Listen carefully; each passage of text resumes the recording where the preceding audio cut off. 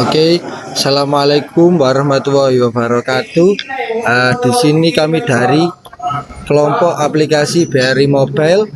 Di sini kami telah mengevaluasi aplikasi BRI Mobile dengan dua metode. Yang pertama ada metode usability testing, kemudian juga ada metode heuristik. Di sini anggota kelompok kami yang pertama ada saya Arsy Ahmad Fareza, kemudian Saya Hilmasa Jaiku Putra. Rafli Setiawan. Oke, yang pertama dari menganalisis aplikasi dengan metode usability testing. Berikut ini adalah responden yang telah kami wawancarai dengan metode usability testing. Yang pertama ada Mas Abid Murtado, kemudian ada Ardi, dan ketiga ada Rangga, keempat ada Dwina, dan terakhir ada Sabrina. Oke, selanjutnya pengertian aplikasi BRI Mobile adalah aplikasi perbankan yang dikembangkan oleh Bank Rakyat Indonesia. Aplikasi ini menjadikan pengguna atau nasabah lebih mudah tanpa nasabah pergi ke bank dan bisa diakses melalui perangkat mobile seperti smartphone atau tablet. Oke, untuk alat dan bahan, pertama ada handphone. Handphone kami gunakan sebagai untuk merekam video wawancara, kemudian melakukan testing kepada para persona. Kemudian laptop kami gunakan untuk mencatat hasil dari responden. Kemudian yang terakhir ada buku untuk menulis skenario yang akan kami berikan kepada persona atau user.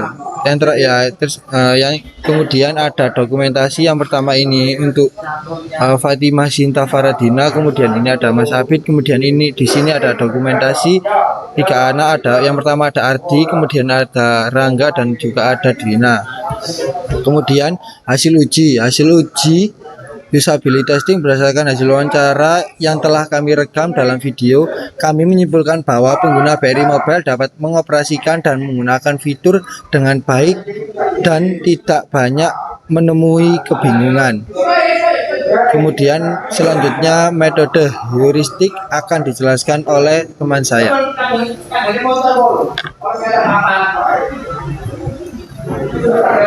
Untuk metode heuristik tadi, untuk unsur personanya ada Mas Abid Murtado, Ardi Khalil, sama Erlangga Aldi. Yang selanjutnya Dwina sama Fatimah Sinta. Untuk skenario metode heuristik, yang pertama visibilitas status sistem. Sistem harus memberikan umpan balik yang jelas kepada pengguna tentang statusnya. Yang kedua, kesesuaian antara sistem dan dunia nyata, seperti bahasa, simbol, dan konsep yang digunakan dalam sistem harus cocok dengan pemahaman pengguna. Yang ketiga, kendali pengguna dan kebebasan. Pengguna harus memiliki kendali penuh atas sistem dan dapat dengan mudah keluar dari situasi yang tidak diinginkan. Yang keempat, konsistensi dan standar. Sistem harus mengikuti konvensi dan desain yang konsisten dan standar. Yang terakhir, pencegahan kesalahan. Sistem harus dirancang sedemikian rupa sehingga mencegah terjadinya kesalahan pengguna.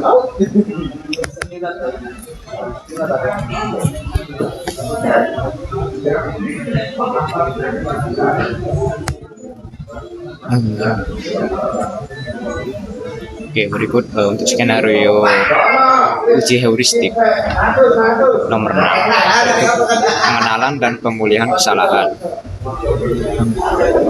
Sistem harus memiliki pesan yang jelas dan informatif untuk membantu pengguna mengenali dan memulihkan kesalahan. Nah, untuk pertanyaan yang kita berikan yaitu apakah aplikasi BRI Mobile memberikan pesan kesalahan? yang jelas, dan panduan pemulihan yang membantu pengguna memahami dan mengatasi kesalahan yang terjadi. Dan untuk nomor 7, fleksibilitas dan efisiensi pengguna. Yang isinya, sistem harus memberikan opsi dan jalan pintas untuk pengguna yang berpengalaman agar dapat bekerja dengan cepat dan efisien. Dan untuk evaluasi atau pertanyaannya, apakah aplikasi BRI Mobile memberikan opsi dan fitur yang memungkinkan pengguna berpengalaman untuk bekerja dengan cepat dan efisien, misalnya penggunaan gestur, swipe up, touchpad, atau touch screen, atau pintasan keyboard. Nah, setelah itu ada nomor 8. Nah, nomor 8 ini isinya adalah estetika dan desain minimalis. Di sini ada isinya lagi, yaitu antarmuka sistem harus memiliki desain yang estetis, minimalis, tanpa informasi yang tidak perlu. Nah, jadi kita evaluasi dan pertanyakan kepada pihak responden yang sudah berpengalaman, apakah aplikasi BRI Mobile memiliki desain antarmuka yang menarik secara visual dan tidak memberikan pengguna dengan informasi yang tidak perlu. Setelah itu kita lanjut nomor 9, bantu pengguna mengenali, mendiagnosis, dan memperbaiki kesalahan.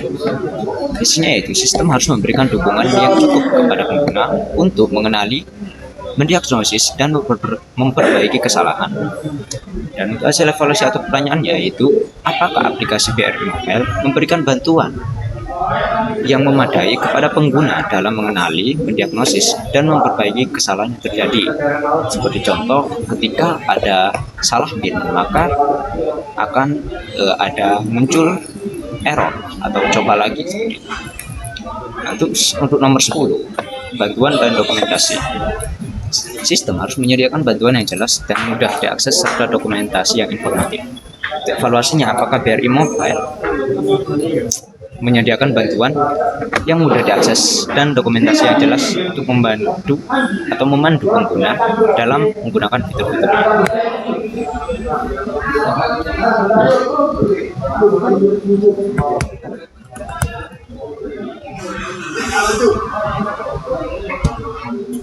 Untuk kesimpulan.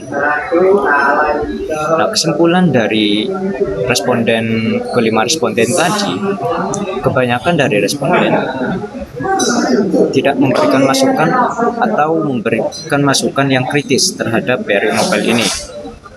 Salah satu contohnya di BRI Mobile, untuk tutorial membuat BRI Mobile-nya itu tidak ada, harus pergi ke YouTube dulu, bukan ke BRI Mobile.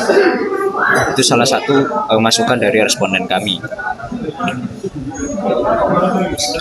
Oke, itulah hasil presentasi kami atau hasil uji kami. Sekiranya ada salah, mohon maaf. Dan saya akhiri. Wassalamualaikum warahmatullahi wabarakatuh.